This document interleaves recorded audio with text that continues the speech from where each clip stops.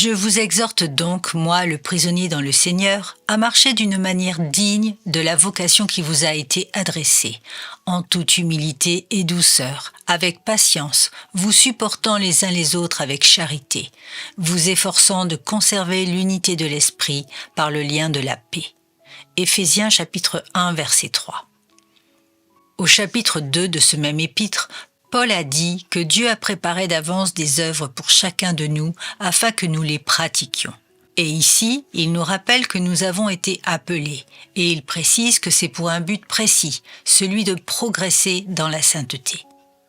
Pouvons-nous y parvenir par nos propres moyens ? C'est impossible, et même si tel était le cas, cela ne plairait pas à Dieu. C'est l'Esprit qui nous permet d'y arriver et d'être agréable à Dieu, parce que c'est lui qui change notre ancienne nature par son fruit qui grandit petit à petit en nous.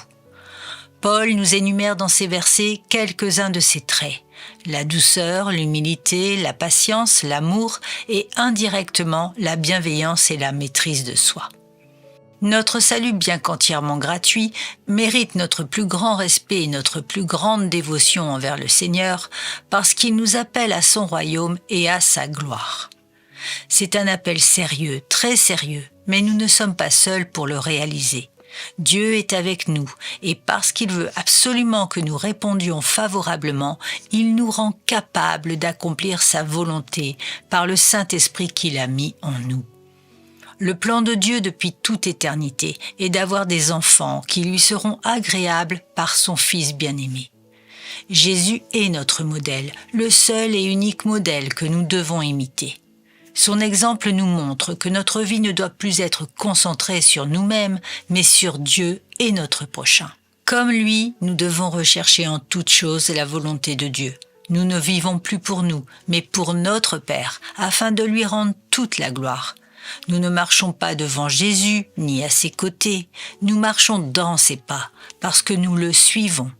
Il est devant nous, c'est lui qui nous conduit et nous montre la voie qu'il a tracée pour nous. C'est l'appel que Dieu nous a adressé, et si nous sommes l'un de ses enfants, nous n'aurons aucun mal à y répondre, parce que sa grâce qui repose sur nous nous rend capables, parce qu'il a mis en nous le vouloir et le faire. Ainsi, je peux affirmer avec certitude que je puis tout par celui qui me fortifie. Merci Seigneur.